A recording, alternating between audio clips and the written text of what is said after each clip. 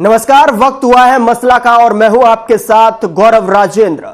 हरियाणा में भारतीय जनता पार्टी पिछले 8 साल से सत्ता संभाले हुए है। सीएम मनोहर लाल के नेतृत्व में पहले 5 साल जहां भाजपा ने अपने दम पर सरकार चलाई, तो वहीं पिछले 3 साल से सहयोगी दल जजपा के साथ सरकार चलाई जा रही है।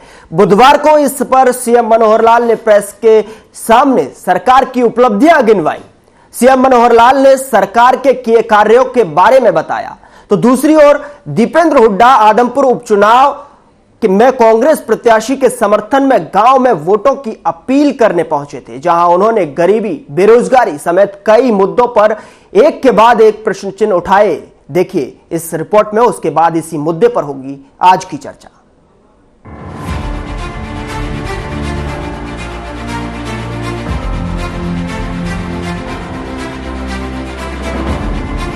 हरियाणा में भारतीय जनता पार्टी सरकार को 8 साल पूरे हो गए हैं। इस मौके पर सीएम मनोहर लाल ने दिल्ली स्थित हरियाणा भवन में प्रेस कॉन्फ्रेंस कर सरकार के पिछले 8 सालों का रिपोर्ट कार्ड पेश किया है। सीएम मनोहर लाल ने कहा, सभी जिलों में काम किया है, न कोई राजनीतिक भेदभाव हुआ और न ही किसी क्षेत्रवाद को बढ़ावा दिया गया।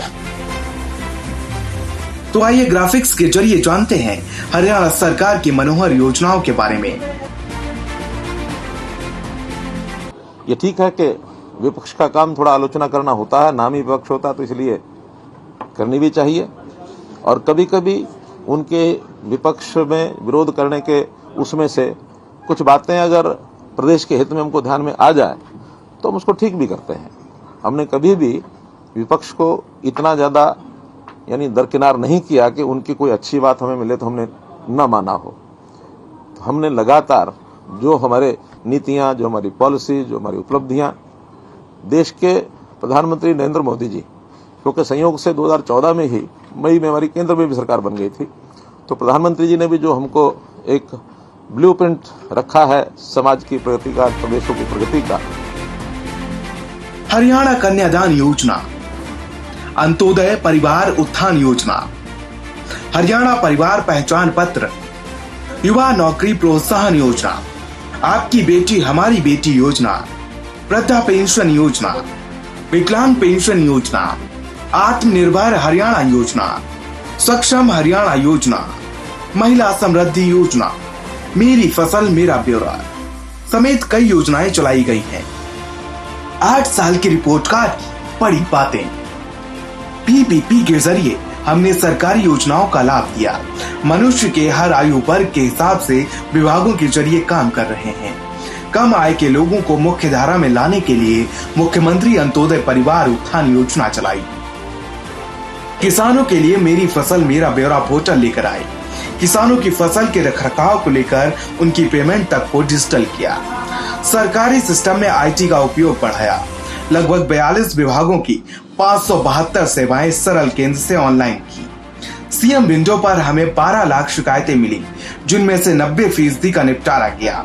अब लोगों को पंचकुला चंडीगढ़ आने की जरूरत नहीं। गांव में सर्वे करवाकर उनको लाल डोरा मुक्त किया। हमारी स्वामित्व योजना को केंद्र सरकार ने भी लागू किया। 2014 में 538 गांव में 24 घंटे बिजली मिलती थी। हमने मारा गांव जगमग गांव योजना बनाई।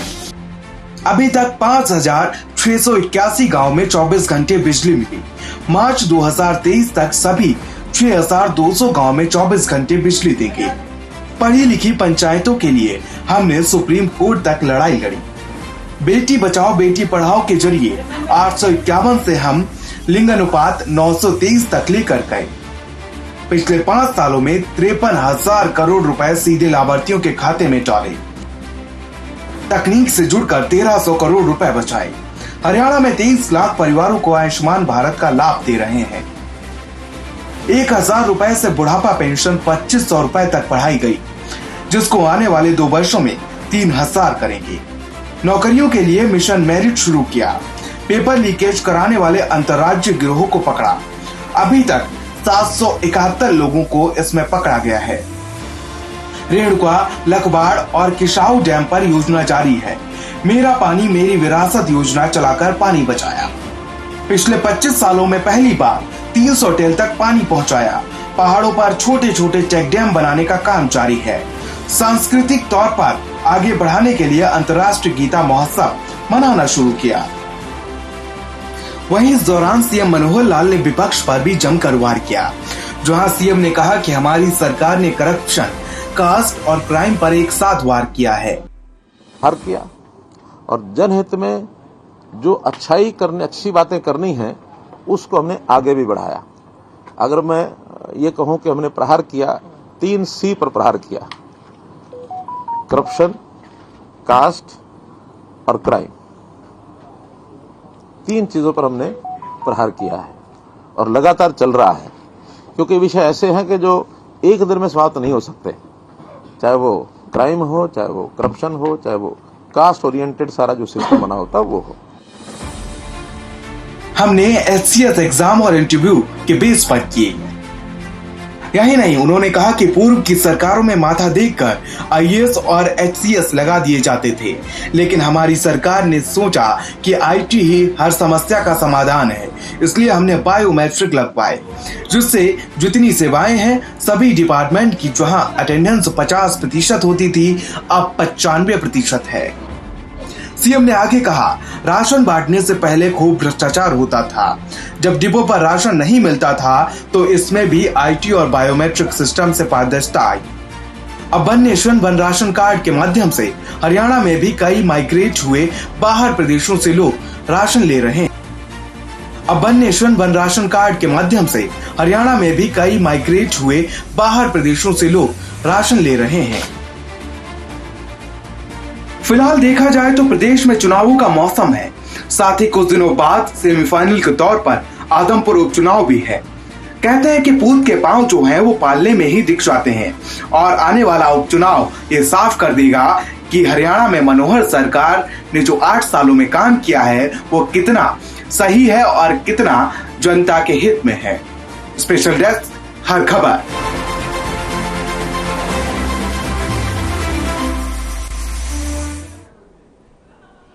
तो मसला में आज इसी पर होगी चर्चा। मनोहर सरकार ने हरियाणा में 8 साल पूरे कर लिए हैं, जिसको लेकर सीएम मनोहर लाल ने आज प्रेस कॉन्फ्रेंस के माध्यम से उपलब्धियों का बखान किया, जिस पर चर्चा करने के लिए आज हमारे साथ खास पैनल हमारे साथ जुड़ चुका है। आपको पैनल से इंट्रोड्यूस करा देता हूं। सबसे पहले हमारे साथ वंदना पोपली, प्रवक्ता बीजेपी की तरफ से हमारे साथ जुड़ रही हैं, स्वागत है आपका। केसी भाटिया साहब, प्रवक्ता कांग्रेस की तरफ से पक्ष रखेंगे, आपका भी स्वागत है सर। सुमित हिंदुस्तानी, प्रवक्ता आम आदमी पार्टी, आपका भी स्वागत है सर। और ओकार सिंह, प्रवक्ता इनेलो से हमारे साथ जुड़ चुके हैं। आप सभी मेहमानों का मसला में स्वागत है सर। सबसे पहले वंदना जी, मैं आज आप ही के पास आऊंगा और सबसे पहले मुबारकबाद, शुभकामनाएं। आपने हरियाणा में 8 साल आज जो है पूरे कर लिए हैं और उसकी उपलब्धियां बखूबी जो है प्रेस वार्ता के माध्यम से जनों तक, लोगों तक पहुंचाई, क्या कहेंगी? गौरव, आपको मेरी आवाज आ रही है? जी बिल्कुल, आपकी आवाज आ रही है, आप अपनी बात। देखिए गौरव, जो आपने मुझे बधाई दी उसके लिए बहुत बहुत शुक्रिया, लेकिन मुझे लगता है ये बधाई के हकदार जो है वो प्रदेश के जनता है, जिन्होंने ऐसी सरकार को चुना जिन्होंने सिर्फ जनता के बारे में सोचा। हम यहाँ पर बात कर रहे हैं 8 साल की, हम बात करते हैं भारतीय जनता पार्टी के 8 साल की, लेकिन मैं ये मानती हूँ ये 8 साल थे परफॉर्मेंस के, ये 8 साल थे विश्वास के, ये 8 साल थे सुशासन के।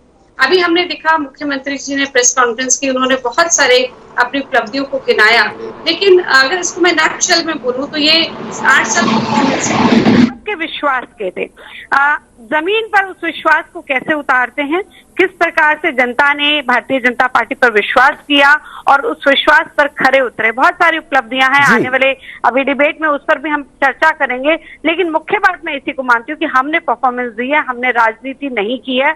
हमारे जितने भी नेता हैं, विधायक हैं, मंत्री हैं, अगर वो चुने गए हैं तो उन्होंने बिना अपने बारे में सोचे, बिना उन्होंने ये सोचे कि उनको अपने परिवार के बारे में सोचना है, जो कि पहले की पार्टी में हुआ करता था, उन्होंने सिर्फ जनता के बारे में सोचा है। यहाँ पर मुख्य बात है विचारधारा की। और मैं ये मानती हूँ कि पहले जिस हम विचारधारा को लेकर चले थे, आज भी हम उसी विचारधारा की बात कर रहे हैं। हम करप्शन फ्री सरकार की बात करते थे, हम करप्शन फ्री प्रशासन की बात करते थे, हम करप्शन फ्री बात करते थे कि सारा सिस्टम होना चाहिए। आज भी हम उसी तरफ प्रयासरत हैं। मैं ये नहीं कहती कि कोशिशें नहीं हो रही, कोशिशें तमाम की जाती हैं, लेकिन उसको तोड़ने का काम हम लगातार कर रहे हैं। अभी मुख्यमंत्री जी बता रहे थे कि 3C के अगेंस्ट जिस प्रकार से हम लड़े हैं, 5S को हम लेकर आए हैं। शिक्षा की बात कर लीजिए, स्वास्थ्य की बात कर लीजिए, स्वाभिमान की बात कर लीजिए। तो मैं ये कहना चाहूंगी कि जितने भी सिस्टम था उसमें हम खरे उतरे हैं और बहुत अच्छे से हमने जनता को ही करके दिखाया है। हम बाकी पार्टियों की तरह हमने अपने परिवार के बारे में नहीं सोचा, हमने ये नहीं सोचा कि जिस प्रकार से ये अपने ही विश्वास की बात करते थे, अपने ही परिवार के विश्वास की बात करते थे, हमने बात की है जनता के विश्वास से और उससे हम खरे उतरे हैं। ठीक है, मतलब आपका कहने का मतलब है आपने कार्य किए, उसकी वजह से जो है जनता हमें लगातार चुन रही है। केसी भाटिया साहब, मैं आपके पास रिएक्शन लूंगा इसका, फिर उसके बाद जो है डिबेट को मैं ओपन करूंगा। भाटिया साहब, 8 साल आज जो है भाजपा सरकार ने, भारतीय जनता पार्टी ने जो हरियाणा में पूरे कर लिए हैं, और वंदना जी का कहना है कि हमने जो परफॉर्मेंस दी है, परफॉर्मेंस की है, कार्य किए हैं, उसकी बदौलत आज हम हरियाणा में हैं। देखिए, पहली तो बात यह है गौरव जी, मैं बधाई देना चाहूंगा वंदना जी को। 8 साल इन्होंने पूरे कर लिए हैं इनकी सरकार ने, और 8 साल के अंदर जैसे पिछले 3 साल गए हैं उसमें जिस तरह से इनकी सरकार चली है, सरकार आज गई कल गई, जेजेपी के साथ इनका समझौता था, और आदमपुर वाले इलेक्शन में इनका नजर आ रहा है कि भाई किस तरह से ये मिलकर चुनाव लड़ रहे हैं। पंचायतों के चुनाव में इनका झगड़ा, जिला परिषद के चुनाव में इनका झगड़ा, और अब आदमपुर के चुनाव में इनका झगड़ा। तो ये सरकार राम भरोसे चल रही है, पता नहीं कब तक चलेगी। 3 साल इन्होंने पूरे कर दिए, क्या अच्छी बात है। लेकिन मैं ये कहना चाहूंगा, जो ये कार्य इन्होंने कार्य कोई नहीं गिनाया। आयुष, ये सरकार का काम होता है कि देश के अंदर, अपने प्रदेश के अंदर बिजली की कमी ना हो, पानी की कमी ना हो, सड़कें अच्छी हों और अस्पताल वगैरह अच्छे हों, करप्शन ना हो। इन मुद्दों के ऊपर इन्होंने जिस तरह से कहा है, करप्शन के बारे में कहा है कि करप्शन फ्री हो गया हरियाणा।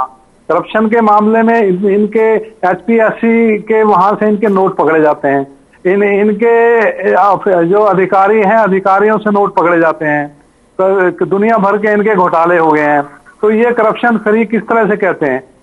ये भर्तियों के नाम पर इनके कितने 34-35 तरह के पेपर इन्होंने कराए थे, वो लीक हुए हैं। तो उसके बारे में अपनी पीठ थपथपा रहे हैं कि हमने गैंग पकड़ लिया। गैंग तो इनके अंदर ही है, सरकार की मर्जी के बिना, सरकार की सहायता के बिना गैंग कैसे बीच में एंटर कर सकते हैं? तो इस तरह से अपनी पीठ को मैं आऊंगा वंदना जी, मैं आपके पास आऊंगा, ठीक है, इसका रिएक्शन ले लेता हूं। वंदना जी, आप इनका जो है उत्तर देना चाहेंगे? जल्दी से 30 सेकंड में उत्तर दे दीजिए, फिर मैं डिबेट को जो है ओपन करता हूं। ओकार जी, मैं आपके पास आ रहा हूं। वंदना, मेरी बात तो पूरी होने दीजिए। गौरव जी, मुझे आपकी सरकार जो है ढकोसले की सरकार है, कुल मिलाकर उनका ये कहने का मतलब है, उनका तात्पर्य है कि जितनी भी भर्तियां की गई है, सारा गैंग जो है आपके अंदर है, आपने पकड़ लिया, उसको पीठ थपथपा रहे। वंदना जी, ओवर टू यू। देखिए, ये अपने एक्सपीरियंस के बेस पर कह रहे हैं कि सरकार के मर्जी के बिना गैंग नहीं हो सकते। वो आपकी सरकार में हुआ करता था, ये हमारी सरकार में नहीं हुआ करता।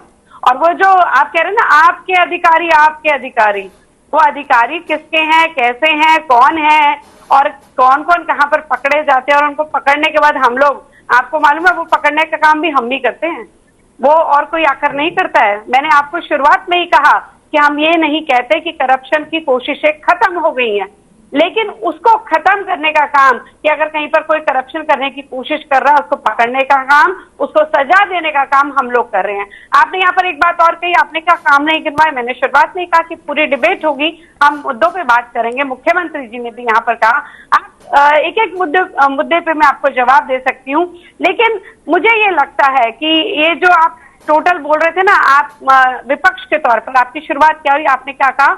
भाजपा जज्बा की सरकार राम भरोसे चल रही है। बिल्कुल जी, राम भरोसे चल रही है, आई गई की तरह चल रही है सर, भरोसे चल रही है। ये हरियाणा की जनता के भरोसे चल रही है और राम जी के भरोसे चल रही है। राम जी का आशीर्वाद है पूरा, चिंता मत करिए, पूर्ण रूप से बढ़िया से चलेगी। और 2024 में दोबारा से भी आएगी। आप देखते रहिएगा। बात में मुख्य विचारधारा की है ना। मुझे लगता है कि जब आप बात करते हैं यहाँ पर आपके जो अगर हम केंद्र की बात कर ले तो वहां पे माँ बेटा का राज चलता है, वहां पे आपकी प्राइवेट कंपनी है। अगर आप हरियाणा की बात कर ले तो बाबू बेटा की बात चलती है। तो आप इस प्रकार की सरकार का एक्सपीरियंस नहीं है। आप क्या बोल रहे हैं कि सरकार के बिना गैंग नहीं चल सकते? ठीक है, मैं आपके पास आऊंगा वंदना जी, वापस लौट के आऊंगा। अब डिबेट को जो है ओपन करने का वक्त है। ओंकार जी हमारे साथ है, इंतजार कर रहे हैं। सुमित हिंदुस्तानी आम आदमी पार्टी से हमारे साथ जुड़े हुए हैं, वो भी काफी देर से जो है इंतजार कर रहे हैं अपनी बारी का। ओंकार जी, सबसे पहले मैं आपके पास रुख करूंगा, आप क्या कहना चाहेंगे? गौरव जी, जुमलों और जुमेलों की सरकार 8 साल, प्रत्येक वर्ग बेहाल। आप इनकी बात करते हो, ये क्या कह रहे हैं? मैं एक एक पॉइंट के ऊपर आऊंगा। पहली बात तो ये कह रहे कि जनता का आशीर्वाद तो 2019 में खत्म हो गया था। 47 सीटें थी इनकी 2014 में, 2019 में आई 40। ये तो वो पार्टी जो पार्टी कहती थी ताई मोदी न्यूज है, वो पार्टी जो कहती थी ब्याह खट्टर का फोटो मोदी की, वो पार्टी जो कहती थी हम इनको यमुना पार छोड़ के आएंगे, वो अगर इनकी गोदी में ना बैठते तो जनता ने तो इनको बाहर का रास्ता दिखा दिया था। अब मैं इनकी एक एक बात का जवाब दूंगा। हमारे माननीय मुख्यमंत्री जी कहते हैं आपने शुभकामना नहीं दी सर। अपराधी हरियाणा छोड़कर जा रहे हैं। जरा एक अपराधी का नाम तो बता दे, सिर्फ एक, जो हरियाणा छोड़ गया हो। और अगर वो हरियाणा छोड़ गया है तो इन्होंने अपराधी को जाने क्यों दिया, उसको जेल में क्यों नहीं भेजा? ये जुमलों और जमेलों की सरकार है। ये कहते हैं फ्री सी, पहले कहते हैं कास्ट। जितना कास्ट का वर्णन बीजेपी की सरकार में हुआ, कभी जाट कभी नॉन जाट, कभी पंजाबी कभी नॉन पंजाबी, जितना कास्ट का प्रयोग बीजेपी ने किया किसी ने नहीं किया। दूसरा कहते हैं करप्शन के मामले में नंबर 1 है मैडम। मेरी बहन जरा विचार कीजिए, नंबर 1 है नंबर करप्शन के मामले में। भ्रष्टाचार, आपके ये बता दीजिए कितने पेपर आपने लिए और कितने लीक हुए? आप कहते पर्ची खर्ची बंद, हम कहते पर्ची खर्ची बंद, 88 का करो प्रबंध। 1 करोड़ में पकड़ा गया। आप जरा देखिए तो सही, मोटी मोटी रकम पकड़ी जाती है, पर्ची खर्ची बंद नहीं करी। भ्रष्टाचार के मामले में मैडम किसी दिन नगर परिषद में चले जाओ या तहसील में चले जाओ, अगर ज्यादा दिक्कत हो बिजली बोर्ड में चले जाओ, और नहीं किसी थाने पुलिस में चले जाओ, देखिए कैसे भ्रष्टाचार चल रहा है ओपन। तीसरा इन्होंने कहा क्राइम रेट में मैं आपको बताना चाहता हूँ, हत्याओं के मामले में एनसीआरबी के डाटा है, हरियाणा नंबर 1 के ऊपर है। आप कहाँ बैठे हो मैडम? पिछले 8 साल में चोरियों के मुकाबले में 8 गुना 9 गुना वृद्धि हुई है। अंबाला का ही बता रहा हूं मैं, अंबाला में क्राइम कितने गुना बढ़ गया। और यहाँ पे बैठा हुआ अनिल विज, वो क्या कहता है, हर रोज समस्या आती है। पहली बात तो लगाते हैं दरबार, हमारे टाइम में लगते थे सरकार आपके दरबार, ये लगाते हैं दरबार जो राजा महाराजा के लगते हैं। और गौरव जी बड़ी अजीब बात है जी, एक दिन में 8000 लोगों की समस्याएं सुन ली जाती हैं। सोचिए, एक दिन में 8000 लोग, अगर एक व्यक्ति को 1 मिनट दिया जाए तो 8000 मिनट बैठते हैं, मतलब 5 दिन और 14 घंटे। मेरी बहन, ऐसी कौन सी दैवीय शक्ति आ गई? और दूसरा, अगर 8-8 हजार शिकायतें आ रही है, इसका मतलब पूरा हरियाणा परेशान है। और तीसरी बात, आपने बोला 5S में एक एक करके उठाऊंगा मैं। शिक्षा, आपने 134 खत्म कर दिया। उसके बाद आपने चिराग योजना ले आए शिक्षा में। चिराग योजना सुन लीजिए गौरव जी, अगर कोई व्यक्ति अपने बच्चे को सरकारी स्कूल में पढ़ाता है उसे 550 रुपए देने पड़ेंगे। अगर वो प्राइवेट स्कूल में पढ़ाता है उसको 1100 रुपए सरकार देगी। ठीक है ओंकार जी मैं आपके पास आ रहा हूँ। बहुत सारे मुद्दों को लेकर आप भी बात कर रहे हैं, आपके पास भी जो है सवाल है और हमारे पास भी सवाल है। सुमित हिंदुस्तानी जी इंतजार कर रहे हैं। 2 मिनट लूंगा गौरव जी। शिक्षा हो गया, स्वास्थ्य पे आ जाइए, ये कहते आयुष्मान, मैं आपको पूरा वक्त दूंगा। 2011 से ओंकार जी मैं आपको पूरा वक्त दूंगा, 20 मिनट से ज्यादा का वक्त होने को है और सुमित जी इंतजार कर रहे हैं अपनी बारी का। सुमित जी आप बोलिए। देखिए, जिस प्रकार से वंदना पॉपली जी सरकार के बारे में बातें रख रही हैं, मैं कुछ चीजें आपको बताना चाहता हूं। मेरे पास कुछ आंकड़े हैं और वो आंकड़े वंदना पॉपली जी आप भी अपने मोबाइल ऑन कीजिए और उसमें गूगल पे लिखिए कि आपके हरियाणा के अंदर जब से भारतीय जनता पार्टी की और मनोहर लाल खट्टर की सरकार आई है तब से बेरोजगारी के अंदर 2019 में जब आप लोग दोबारा आए थे तो 28.7% बेरोजगार 2019 में था, और आज 2022 में 35.7% बेरोजगार कर दिया। हरियाणा प्रदेश कृषि प्रधान देश है, देश का अन्नदाता, देश का भाग्य विधाता हरियाणा के अंदर जब धरने पे बैठता है तो आपकी कैबिनेट के मंत्री उनको आतंकवादी कहते हैं, आपके कैबिनेट के मंत्री उनको कहते हैं कि ये चाइना के साथ मिले हुए हैं। मुझे तो ये नहीं समझ आता कि ये मनोहर लाल खट्टर की सरकार और भारतीय जनता पार्टी के कार्यकर्ता किसान द्वारा उपजाया हुआ अन्न खाते हैं या विदेश की लाए हुए दलाली खाते। और अगर मैं बात करूं बलात्कार के ऊपर, हरियाणा प्रदेश नंबर 2 है, पूरे देश के अंदर नंबर 2 पे है। आपराधिक मामलों की अगर मैं बात करूं तो देश के अंदर 6ठे स्थान पर आने का गौरव प्राप्त मनोहर लाल खट्टर की सरकार ने ये लेके आया है। जिस जिले से मैं आता हूं, कुरुक्षेत्र से, धर्म क्षेत्र कुरुक्षेत्र से, भ्रष्टाचार का अड्डा जब से भारतीय जनता पार्टी की सरकार आई है, जिला कुरुक्षेत्र भ्रष्टाचार का अड्डा बना दिया गया है। श्रीमद भगवत गीता अंतरराष्ट्रीय गीता महोत्सव के नाम पर दिन रात दिन ये लोग घोटाले करते हैं। और किस प्रकार की ये लोग बात करते हैं, हरियाणा के अंदर जंगल राज है। गौरव जी, मैं पूरी जिम्मेदारी के साथ आपको एक बात कहता हूं, अध्यापक हो, स्कूल के बच्चे हैं, किसान हो, कर्मचारी हो, सफाई कर्मचारी हो, NAHM की कर्मचारी हो, आशा वर्कर हो, आड़ती हो, कोई भी वर्ग हो, इस सरकार ने 8 साल में ऐसा काम करके दिखाया। वहां सर वो तो कह रही है ना कि सरकार कार्य कर रही है, काम कर रही है, परफॉर्मेंस के बदौलत जो है जनता उनको चुन रही है। आपको बताता हूं, सरकार सिर्फ एक काम कर रही है, अपने लिए मंत्रियों के लिए बढ़िया कुर्ते पजामे सिलवा रही है और मंत्रियों की सवारी के लिए नई नई गाड़ियां खरीद रही है। अस्पताल के नाम पर इनके पास पैसा नहीं होता, रोजगार के नाम के पास इनके पास कोई भी प्लान नहीं होता। इनके पास भोजन, चिंतन और टेलीविजन है। इसके अलावा भारतीय जनता पार्टी की और गठबंधन की 3 साल सरकार गठबंधन को हुआ और 8 साल मनोहर लाल खट्टर जी आपको हो गए। आपने हरियाणा का भट्टा बिठाने का काम किया है। 2 साल और बचे हैं। और मैं तो एक बात और कहता हूं, अभी छोटी सरकार के चुनाव चल रहे हैं। छोटी सरकार के चुनाव में हरियाणा के अंदर सरपंच, जिला परिषद, ब्लॉक समिति मेंबर जब भारतीय जनता पार्टी को नकार कर अपने परिवार का, अपने जो उसके दुख सुख में शामिल होते हैं उस प्रतिनिधि को जिताएगी, तो आपके 8 साल जो बुरा हाल आपने हरियाणा के साथ किया, आपको एक जवाब। ठीक है, वंदना जी जवाब दीजिए। देखिए, बहुत सारे प्रश्न हो गए, मैं एक एक करके जवाब देती हूँ। सबसे पहले मैं ओंकार सिंह जी का जवाब दे दूं। उन्होंने कहा कि 2019 में ही सपोर्ट खत्म हो गया था, मेजोरिटी पार्टी थे हम। अब आपको लगता है वो सपोर्ट खत्म हो गया, आपके पास 1 सीट है और आपको लगता है वो सपोर्ट होती है, तो वो आप खुश हो सकते हैं उसमें। दूसरी बात, आपने कहा कि हमारी सरकार कहती है कि अपराधी जो है प्रदेश को छोड़कर जा रहे हैं, तो ओंकार सिंह जी, मतलब मुझे हंसी भी आ रही है, क्या बात बोल रहे हैं कि उस अपराधी को जाने क्यों दिया, कमाल कर दिया। मतलब उनका बीच में नहीं ओंकार सिंह जी, नहीं, बीच में नहीं, ये नहीं कर रहे, बीच में नहीं कर रहे। ओंकार सिंह जी, आपको बता क्या था, बता दो कौन सा अपराधी गया यहाँ से। ओंकार सिंह जी बीच में नहीं, मुझे ऐसे मैं किसी के बीच में नहीं बोली, नहीं, बीच में नहीं। सर जवाब सुन लीजिए, जवाब नहीं, अगर मैं आपके पास आऊंगा, जवाब दीजिए। आप डर हो इसलिए आप जवाब नहीं चाहते। तो वो अपराधी को डर के मारे हरियाणा छोड़ गया कि उसे अपराध करूंगा तो पकड़ा जाऊंगा, मरूंगा और सजा हो जाएगी। ठीक है, दूसरी बात कर रहे हैं, मैं समझती हूँ आप सब परेशान है। जवाब बीच में ना बोलिए, ओंकार सिंह जी बीच में ना बोलिए, मुझे समझ आता है, तिलमिला रहे हैं, परेशान हो रहे हैं, 1 सीट है, लेकिन बीच में ना बोले ना, ये कोई तरीका नहीं है। अगर आपको पहले बोलना था आप बोल लीजिए, मैं और सुन लेती हूँ, लेकिन दिल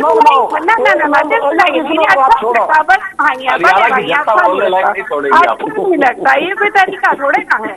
आप सुनती है सही बात, आपको क्या लगता है आपको सत्यवती के अंदर है और आप दूसरे की बात नहीं सुनना चाहते, आप तो कुछ भी कहेंगे, आप दूसरे की बात को सुनना नहीं चाहेंगे, तो ऐसे तो नहीं चलेगा। दूसरी बात, आप यहाँ कह रहे हैं कि मोटी रस्मों के साथ पकड़े जाते हैं ना, जो गड़बड़ करने की कोशिश करते हैं वो पकड़े जाते हैं ना, उनको छोड़ तो नहीं देते।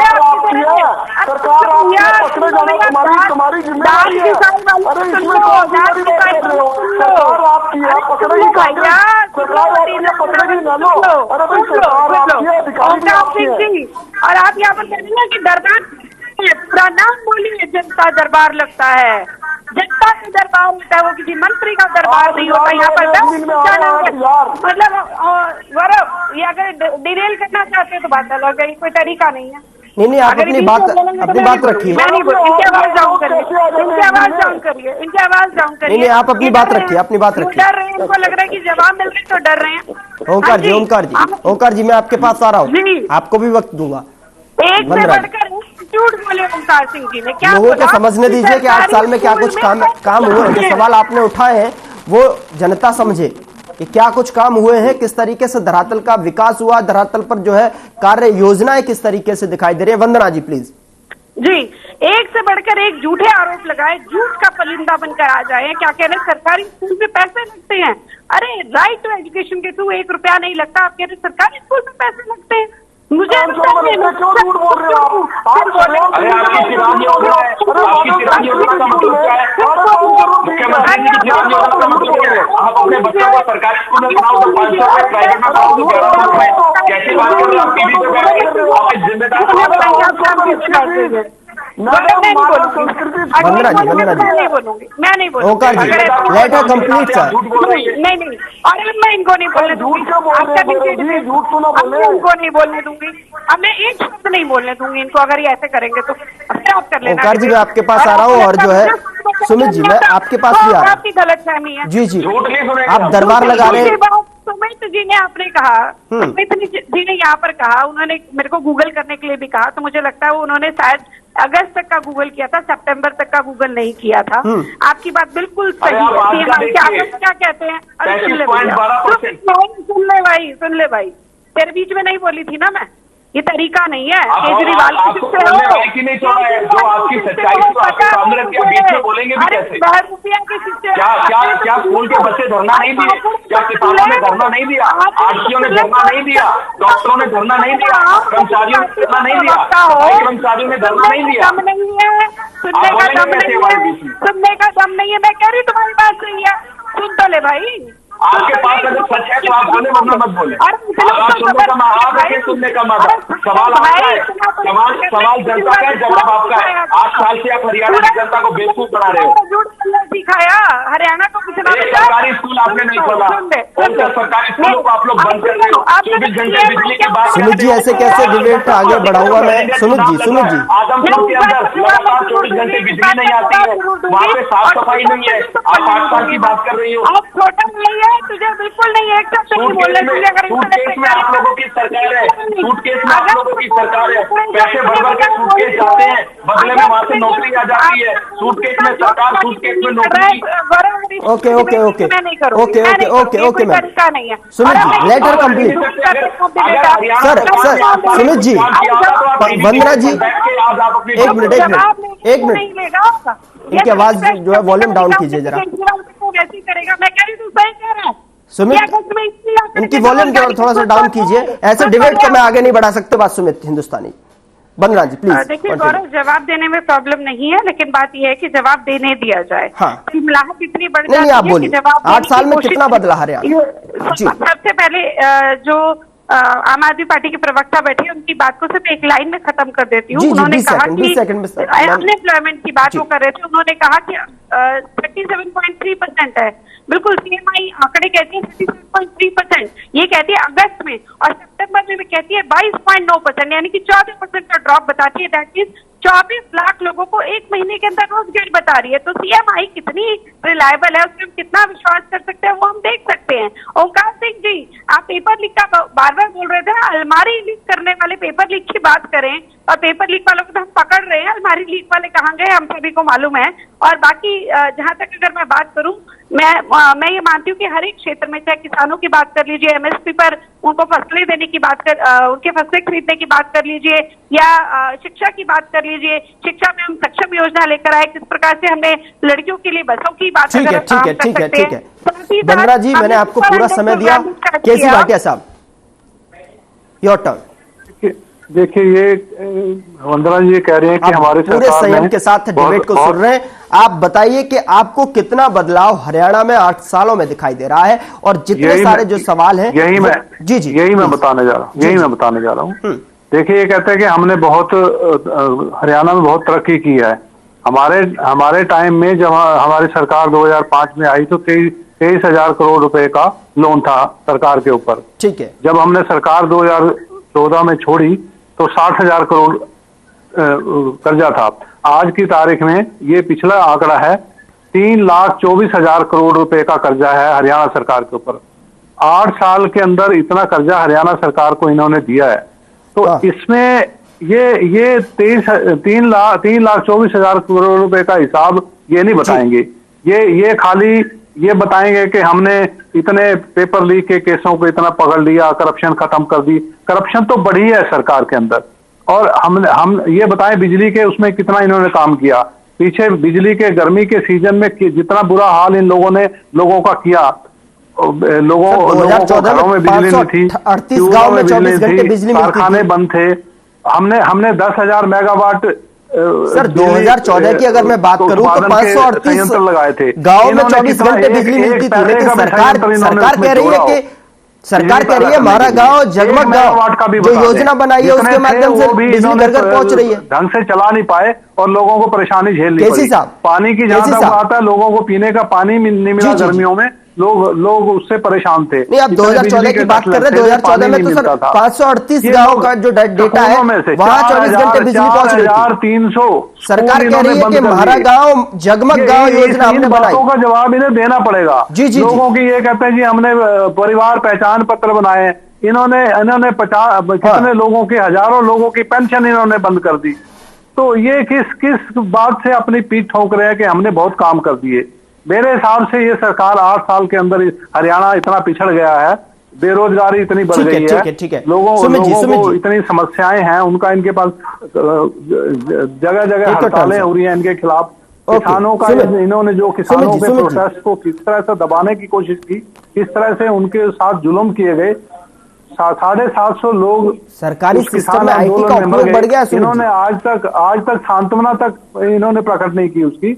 उनका हाल तो उनके परिवारों का हाल पूछने की तो अलग बात है। ठीक है सर, उसका रिएक्शन ये रहा आपने अपना पॉइंट रख लिया। गाँव के अंदर, देहातों के अंदर जब इनके नेता बीजेपी के मंत्री बीजेपी के एमपी जब जाते थे उनको खदेड़ा जाता था वहां से। गाँव के अंदर इनके वाहनों को, इनकी कारों को, जीपों को घुसने नहीं दिया जा रहा था। ये बात कर रहे हैं कि हमने बहुत हरियाणा में बहुत विकास किया है। किस बात का इन्होंने विकास किया है? ये सड़कों की बात करते हैं, जहां चले जाओ सरकारी सिस्टम में अगर विकास की बात करें तो सरकार कह रही है सरकारी सिस्टम में आईटी का उपयोग बढ़ गया है। 42 विभागों में 572 सेवाएं सरल केंद्र में ऑनलाइन की गई है। कौन सी सड़कें इन्होंने बनाई है? हरियाणा कन्यादान योजना हो, चाहे अंत्योदय परिवार उत्थान योजना हो, हरियाणा परिवार योजना हो, चाहे पहचान पत्र योजना, युवा नौकरी प्रोत्साहन योजना, ये सरकार गिना रही है पूरी तरीके से खाका। विकलांग पेंशन योजना, वृद्धा पेंशन योजना, सक्षम हरियाणा योजना, बताना पड़ेगा। ठीक है सुमित जी मैं आपके पास आ रहा हूँ। किस हिसाब मैंने आपको वक्त दिया, आपने पॉइंट रख लिया, उसका जवाब मैं वंदना जी से लूंगा। सुमित जी, नर्सें भर्ती की, कितने इन्होंने।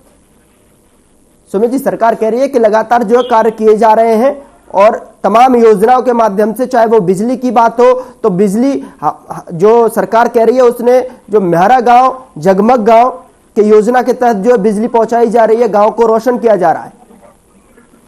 देखिए सरकार का काम है और वो कार्य गलत कह रहे हैं, कार्य नहीं कर रही है, कार्य बदल रही है। मैं आपको फिर बता रहा हूँ, सरकार अपनी कार्य बदल रही है। अगर देखो आपने आज तक माइनिंग घोटाला सुना, अरे आप पहले सुनने की क्षमता रखें फिर मैं आपको बताऊंगा। अरे मैं आपको बताता हूँ, आप सुनिए मैं अभी आपकी सारी प्रॉपर्टी खोल कर रखूंगा भारतीय जनता पार्टी की। गौरव जी, आपने माइनिंग घोटाला सुना होगा, चंबल घोटाला सुना होगा, रजिस्ट्री घोटाला सुना होगा, भू माफिया घोटाला सुना होगा। आज मैं आपको एक अलग तरीके का घोटाला बताता हूँ जो भारतीय जनता पार्टी की सरकार किसानों के लिए करती आई है। उस घोटाले का नाम है यूरिया घोटाला। यूरिया खाने का काम भारतीय जनता पार्टी के विधायकों ने, भारतीय जनता पार्टी के मुख्यमंत्री ने किया है। उसके पीछे वजह मैं आपको बताता हूँ। मेरा जिला कुरुक्षेत्र है, कुरुक्षेत्र के अंदर 90% से ज्यादा लोग किसानी करते हैं। यहाँ पर धान और बात है, 90% लोग यहाँ पर किसानी करते हैं। कुरुक्षेत्र जिले की तकरीबन जो मांग है यूरिया घोटाला की, वो तकरीबन 76,000 मैट्रिक टन है, जो कि पिछले साल 40,000 तो सुमित जी, आप भी आपकी यमुनानगर के अंदर पार्टी का सवाल करता हूँ। जो भी सुमित जी, अब आपकी पार्टी आदमपुर चुनाव में जो है आगाज कर चुकी है, वहां से क्या जो है 2024 का खाका तैयार कर रही है क्या आपकी पार्टी? फेल हुए और उन प्लाईवुड के सैंपलों के अंदर यूरिया पाया गया, और ये यूरिया हरियाणा के अंदर किस कंपनी का आता है और कौन इसका डिस्ट्रीब्यूटर है, ये मंत्रा पोपली जी भरी बाकी जानती है। वो कुछ जिला कुरुक्षेत्र से भारतीय जनता पार्टी के विधायक है। ये यूरिया का घोटाला आप लोगों ने करा। आप जब डोर टू डोर जाएंगे, अब तो मैं आपको बताता हूँ गौरव जी, जब भारतीय जनता पार्टी के मित्र डोर टू डोर जाएंगे ना गाँव के अंदर, अगर जब वोट मांगने आप गाँव के लोगों के पास जाएंगे तो गाँव के लोग कह रहे हैं डीएपी अभी तक नहीं मिला है और चंद दिन बचे हैं फसल को बोने के लिए। डीएपी की खाद अभी तक नौकर नहीं दी है। ये मैं आपको पहले भी बता चुका हूँ, ये भारतीय जनता पार्टी पिछले कई वर्षों से चिंतन भोजन निंदन, सिर्फ ये तीन चीजें करनी है हरियाणा की जनता के साथ। उनका किसी भी प्रकार का जवाबदेही भोजन के रहते हैं क्या? आप बिना भोजन के रहते हैं क्या? और चिंतन तो हर एक पार्टी में होता है। अगर आप द्वारा उगाया हुआ एक बीज से जो वो 1000 बीज पैदा करता है मेरा भारत का अन्नदाता, किसान का अन्नदाता, और आप लोग जो भोजन करते हैं वो उनकी क्या भोजन करते हैं आप लोग जानते हैं। अरे विकलांगों की पेंशन बनवाने के लिए आपके विधायक रिश्वत लेते हैं, विकलांगों की पेंशन बनवाने के लिए। सर मैं आपसे निवेदन कर रहा हूँ आप सभी पैनलिस्ट से कि दर्शकों को कुछ समझ में नहीं आता है।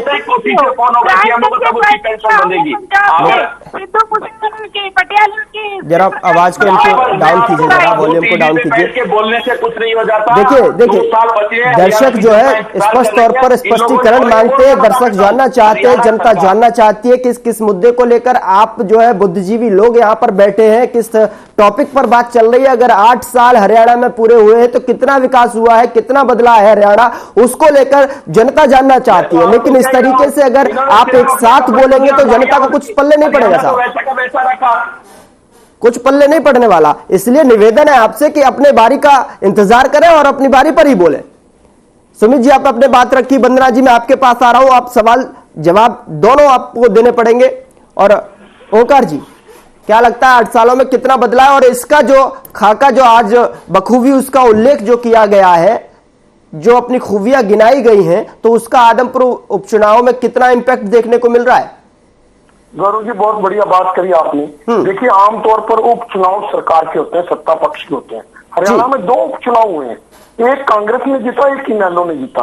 अब एक तीसरा उपचुनाव इनकी सारी पोल खोल देगा। और सबसे बड़ी बात, अभी मैं मुख्यमंत्री जी का भाषण सुन रहा था, उन्होंने बोला अगले 2 साल में हम बुढ़ापा पेंशन जो सम्मान पेंशन उसको 3000 कर देंगे, जबकि इनकी सहयोगी पार्टी वो कहती है हम 5100 कर देंगे। क्या होगा, 5100 होगा या 3000 होगा? अब कृपया मेरे को 2-3 मिनट का टाइम देना, मैं इनकी एक एक बात की पोल खोलूंगा। जी बोलिए। पहले इनको बोलने दीजिए गौरव जी, फिर मैं बोल लूंगा।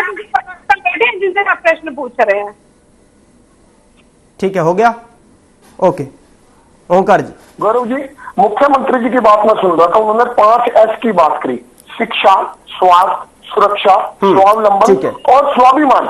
देखिए शिक्षा के बारे में मैं बता चुका हूँ, सुरक्षा सारी दुनिया को पता, पूरे भारत को पता हरियाणा कौन सी पोजीशन पे है। क्राइम रेट बढ़ रहे हैं कम हो रहा है, तो मेरी बहन भी बता देगी। तीसरा आ गया स्वास्थ्य के मामले में आप देखिए क्या पोजीशन है। डॉक्टर नहीं है, डॉक्टर है तो दवाई नहीं है। पहली बात तो अस्पताल ही नहीं है, अस्पताल है तो डॉक्टर नहीं है, डॉक्टर है तो दवाइयां नहीं है। अब मरीज जो भी आता है, अंबाला कैंट के अस्पताल की बात अगर मैं करूँ तो मैं तो यही की बात करूंगा, यहाँ जो भी मरीज आता है रेफर टू पीजीआई हो जाता है। कोई फैसिलिटी नहीं है यहाँ पे। एक लिपस्टिक बिंदी लगा के बिल्डिंग खड़ी कर दी गई है, बहुत सुंदर बिल्डिंग है, अच्छी बिल्डिंग है। उसके बाद आता मैं स्वावलंबन के ऊपर। स्वावलंबन में मेरी बहन किसको लेती है? आम एनपीए खाते। कोरोना काल में लाखों छोटे छोटे उद्योग एनपीए हो गए, और प्रधानमंत्री जी ने योजना दी थी 20 लाख करोड़। जरा मेरी बहन बता दे 20 लाख करोड़ में जीरो कितनी होती है? नहीं बता पाएगी जीरो। 20 लाख करोड़ कहाँ गया, किसके पास गया? इसके बाद इन्होंने बोला कि स्वाभिमान किसे कहते हो? परिवार पहचान पत्र में आमदन को आपने बेस बना के 1,80,000 से ऊपर की आमदन वालों की पेंशन काट दी आपने। तकरीबन 3.5 लाख लोगों की पेंशन उन्होंने काट दी। ये स्वावलंबन है? क्या कर रहे हैं ये लोग?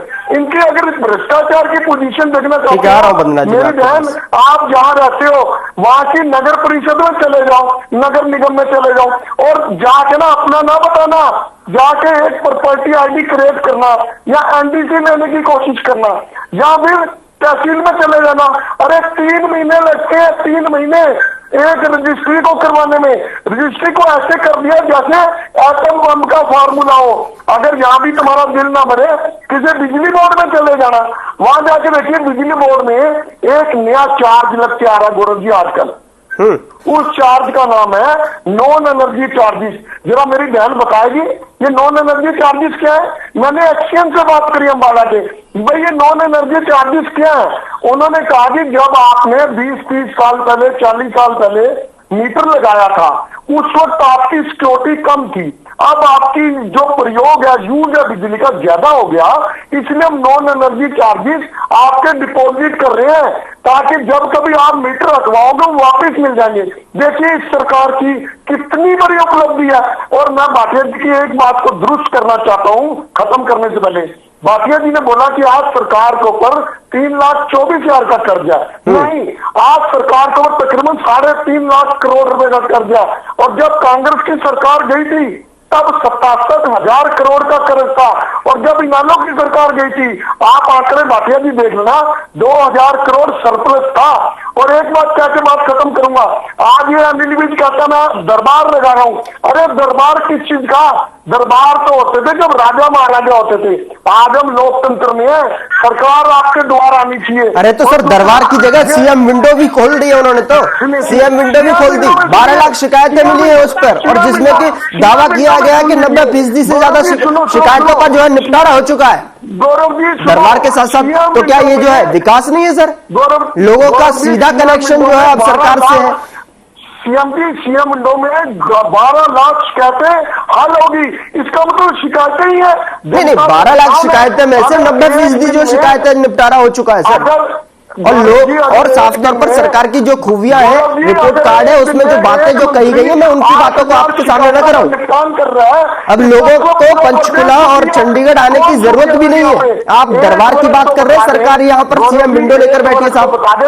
वंदना जी, प्रत्येक वर्ग ठीक है, आपको समय दे दिया। वंदना जी, आपका इन्होंने अपने राज्य में भी बताया प्लस में था, वहां कर्जा नहीं था, कांग्रेस आई वहां पर कर्जा हो गया, और अब आपने वो कर्जा जो है 3,24,000 बढ़ा दिया। मतलब अब केसी भाटिया जी के अकॉर्डिंग तो 3,24,000, और ओंकार जी बता रहे 3.5 लाख के आसपास जो है मामला क्रॉस कर गया है। इतना सारा कर्जा, और आप कह रहे हैं हरियाणा विकास कर रहा है। जनता आपको क्यों चुन रही है फिर? देखिए एक एक करके मैं बताऊंगी। सबसे पहले जो 8 साल से जनता ने आपको क्यों चुना? कांग्रेस के प्रवक्ता हैं, वो अपना जो कर्जा बता रहे हैं वो अभी भी कम बता रहे हैं। 28,000 करोड़ का बिजली कंपनियों का कर्जा था जो इन्होंने अलग दिखा रखा था। उसके ऊपर इतना ज्यादा ब्याज जाता था, उसको सरकार ने अपने ऊपर लिया। और आपको एक चीज और बताना चाहूंगी कि जीडीपी के अंदर 3% से ऊपर ब्याज क्रॉस नहीं होना चाहिए। पंजाब में जब इनकी सरकार थी 4 बार क्रॉस करा 3% से ऊपर, 4 बार गया जब कांग्रेस की सरकार थी पंजाब में, तब वो जीडीपी से 3% क्रॉस करके 4% तक पहुंच गया। हम 3% की अपनी लिमिट के बीच में अगर जीडीपी बढ़ेगी तो उसी के अनुपात में जो है ये आपको कर्जा भी दिखाई देगा, लेकिन हम अपनी लिमिट के अंदर है, हम लिमिट से बाहर नहीं गए हैं। दूसरी बात यहाँ पर मैं कहना चाहूंगी, यहाँ पर कह रहे थे कि बिजली ही नहीं है कांग्रेस के प्रवक्ता, वो कहते हैं कि गर्मी में बड़ी प्रॉब्लम होती थी। मुझे याद है जब इनकी सरकार हुआ करती थी, पूरी गर्मी हम बाहर बैठते थे क्योंकि इन्वर्टर खत्म हो जाते थे, लाइट पूरी रात नहीं आती थी। आज ये हमारे को बता रहे हैं कि पिछली गर्मी में जी प्रॉब्लम आई थी, टेक्निकल कुछ इश्यूज हो सकते हैं, लेकिन आपने भी यहाँ पर बार बार बताया कि इनके समय में कितने जो गाँव हैं वहाँ पे 24 घंटे बिजली दी जाती थी, और हमारे यहाँ पर कितने जो है वहाँ पर बिजली दी जाती है। तकरीबन 538 गांवों में 24 घंटे बिजली 2014 में थी, और 5681 में हम दे चुके हैं, और 2023 तक सभी 6200 गांवों में जो है 24 घंटे बिजली से मिल जाएगी। और पानी की बात करते हैं, एक रिपोर्ट है हर घर में नल है, ये हमारी योजना के अंतर्गत, जहाँ पर पानी भी नहीं पहुंचता था वहां पर पानी पहुंचा है। ओंकार सिंह जी की बात का जवाब देना चाहूंगी। ओंकार सिंह जी के 2 फेवरेट इशू हैं, एक है जेजेपी और दूसरा है अंबाला। तो अब आप अंबाला के स्वास्थ्य की बात करें तो मैं उसी हिसाब से आपको जवाब दूंगी। मैं रेवाड़ी की बात करती हूँ, मैं रेवाड़ी में रहती हूँ और रेवाड़ी में जो सिविल हॉस्पिटल है उसमें ऐसी मशीनें आ गई जो प्राइवेट हॉस्पिटल्स में भी नहीं है। हमारी जो लोग जाते थे वहां पे नंबर ऑफ ओपीडी जो है वो इतनी ज्यादा बढ़ गई है, लोग वहां पर अब प्राइवेट हॉस्पिटल के बजाय सिविल हॉस्पिटल में जाना पसंद करते हैं। तमाम तरह की फैसिलिटीज जो है सिविल हॉस्पिटल में मिल रही है। नंबर ऑफ बेड्स का हॉस्पिटल बढ़ रहा है। साउथ हरियाणा में एम्स भी बन रहा है। ये सब में अगर आप बात कर रहे हैं अंबाला की, तो मैं आपको रेवाड़ी का बता रही हूँ। दूसरी बात, आपने यहाँ पर कहा कि 20 लाख करोड़ में कितने जीरो आते हैं, तो कांग्रेस ने आपने एक प्रश्न उठा लिया 20 लाख करोड़ से कितने जीरो आते हैं। समझ सकती हूँ कि उनकी पार्टी में जीरो है तो वो जीरो पूछेंगे, लेकिन आपकी पार्टी जीरो हो गई है इसलिए आप जीरो पूछ रहे हैं। अच्छा, एक बड़ी हैरानी वाली बात हुई गौरव, इन्होंने कहा कि 12 लाख शिकायतें थी और वो हल हो गई, यानी कि इतनी सारी शिकायतें थी। कमाल कर दिया, मतलब हल कर दो तो भी मुश्किल, नहीं हल करो तो भी मुश्किल। इतनी सारी शिकायतें थी, मतलब कितने साल में, ये भी तो देखिए। और शिकायतें किस तरह की होंगी, हर एक तरह की प्रशासन में छोटे लेवल से लेकर बड़े लेवल की हर एक तरह की शिकायतें होंगी। अगर आप 90% शिकायतें अगर सीएम विंडो पर आई है उसको अगर हल कर देते हैं तो कह रहे इतनी शिकायतें क्यों थी। अरे कहीं तो जीने दीजिए। मानती हूँ विपक्ष में है, आपको विरोध करने का आपका अधिकार है, लेकिन विरोध के लिए विरोध नहीं होना चाहिए। नहीं, इनेलो में एक बार इनेलो ने उपचुनाव जीता और एक बार जो है कांग्रेस ने जीता। इस बार आपको लग रहा है कि आपने 8 साल पूरे किए हैं और पूरा रिपोर्ट कार्ड अब दोबारा से जनता के समक्ष रखा है कि क्या क्या खूबियां आपने की हैं, क्या क्या जो उल्लेख है वो आपने बताया कि क्या क्या काम हमने किए, उसका कुछ इम्पैक्ट आपको आदमपुर में देखने को मिलेगा? क्या लग रहा है आपको? देखिए, बात तो ये है कि एक बार इनेलो ने जीता और एक बार कांग्रेस ने जीता, लेकिन दोनों ही इलेक्शन में स्थिति क्या थी, किसान आंदोलन चल रहा था, लेकिन हमने परफॉर्मेंस बेहतर करी। बड़ौदा में हमें 15,000 मत ज्यादा मिले, इलाहाबाद में 22,000 ज्यादा मत मिले। ये जो ओंकार सिंह जी बैठे हैं, इनके नेता है, वो कहते थे अगर मैं घर से फाइनल कमेंट की तरफ जाऊंगा और कैसे गली गली में घूमेंगे आप सबको मालूम है। लेकिन निकाय चुनाव ना भूलें, निकाय चुनाव में जनता ने आईना दिखा दिया और अभी आप देखेंगे किस प्रकार से 2024 में भी फिर से हमारी सरकार बनेगी, क्योंकि जनता हमारे काम पर मोहर लगा रही है। सुमित जी, फाइनल कमेंट की तरफ मैं आगे बढ़ रहा हूं, चूंकि समय का थोड़ा सा अभाव है और ऐसे में अब आपने देखा कि किस तरीके से अब जो ओंकार जी ने बोला, आपने बोला कि किस तरीके से ग्राफ बढ़ रहा था और जो आने वाले उपचुनाव जिस तरीके से अब जो है लगातार पार्टियां पहुंच रही हैं और आप भी पूरी तरीके से वहां पर जो है पुरजोर कोशिश कर रहे हैं, तैयारी में है आप जो है लड़ने की पूरी तरीके से कि आप जीत के आ रहे हैं, आप कह रहे हैं बखूबी। सुमित जी, क्या लग रहा है आपको? देखिए, मैं आपको बता दूं, आदमपुर का चुनाव बदलाव का चुनाव है। आदमपुर की जनता मन बदल चुकी है। जो 8 साल का जो बीजेपी ने अपना खाका बताया है उसका इम्पैक्ट किस तरीके से देख रहे हैं? अब तो इनकी जमानत जब्त है आदमपुर के अंदर 8 साल का। अगर ये 8 साल के काम लेकर ही चले जाए तो जमानत जब्त है। ठीक है, केसी भाटिया साहब जी, देखिए, इम्पैक्ट की जहां तक बात है, आदमपुर के लोगों से जाके पूछ लीजिए, आप लोग भी कवर करते हैं, आपका चैनल भी कवर करता है जी, तो वहां के लोगों का ये कहना है कि विकास के नाम बताइए तो सही। हाँ, खट्टर सरकार ने 8 साल में माधवपुर के अंदर क्या विकास किया, तो एक भी नहीं गिनवा पाते कि एक हमने कोई विकास का काम वहां पे किया हो। बल्कि इन्होंने स्कूलों का काम, स्कूल बंद किए, इन्होंने लोगों को खाद उनको टाइम पे नहीं मिल रहा, उनकी फसल टाइम से नहीं बिक रही, फसलें उनकी बर्बाद हुई हैं। इनके पास ये उस फसल खरीदने के लिए इन्होंने लोगों को रुलाया, इतना उनका खराब हुआ, धान खराब हुआ, उनका जिन्स उनकी खराब हुई। नहीं, वो सर दीपेंद्र हुड्डा भी आदमपुर उपचुनाव में हमारे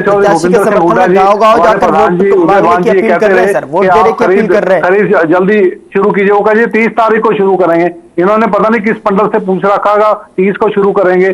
15-20 दिन पहले फसल मंडी में आ गई है, लोगों के फसल रुल रही है, ऊपर से बारिश का कहर, लोग उसमें बर्बाद हुए, लोगों का नुकसान हुआ है और सरकार पता नहीं किस मुहूर्त की इंतजार कर रही थी कि हम 30 तारीख से शुरू करें। फिर जब दबाव पड़ा तो 30 की बजाय 27 को इन्होंने शुरू की। सर, तो इस तरह की तो कार्रवाई है इनकी सरकार की।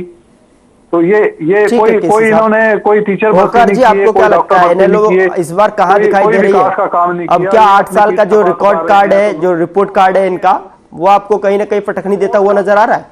में पता लग जाएगा कहाँ है, लेकिन मैं 1-2 बातें कहना जरूर चाहूंगा। पहली बात तो नशा मुक्ति केंद्र की तरफ जाना चाहूंगा। ये करे सरकार ने बहुत सुविधाएं दी, पूरे अंबाले में एक भी सरकारी नशा मुक्ति केंद्र नहीं है। और सर फाइनल कमेंट की तरफ है सर, फाइनल कमेंट लेना चाह रहा हूँ मैं आपसे, आज समय का अभाव है थोड़ा सा, बहुत खराब है। आज प्रदेश के हालात बहुत खराब है। ठीक है। आपने डिबेट शुरू होते ही वंदना जी को बधाई दी थी, 8 साल पूरे होने थे, और वंदना जी ने बोला था, लेकिन सर आपने नहीं दी। पात्र तो जनता है, सुनिए, वंदना जी ने बोला बधाई की पात्र तो जनता आपने नहीं दी। वास्तव में जनता है, क्योंकि 8 साल से झेल रही है जनता, 8 साल से केसी साहब ने भी दी, आपने नहीं दी। 2024 का। ठीक है, ठीक है, ठीक है, ओके। अगर एक स्थान पर एक मंत्री एक दिन में 8,000 सुनता है लास्ट तो कमेंट। प्रदेश के हालात क्या होंगे, ये सोचिए आप। देखिए केसी साहब ने भी दी, आप मेरी बात कर रहे थे, केसी साहब ने भी शुभकामनाएं दी, लेकिन आपने नहीं दी थी। ओंकार जी, वंदना जी, ऐसा वंदना पोपली जी ने क्या दिया, प्रदेश की जनता बधाई की पात्र है, तो मैं तो जनता को बधाई देता हूँ भाई, तुम धन्य हो। ओके ओके, वंदना जी फाइनल कमेंट में 10 सेकंड सर।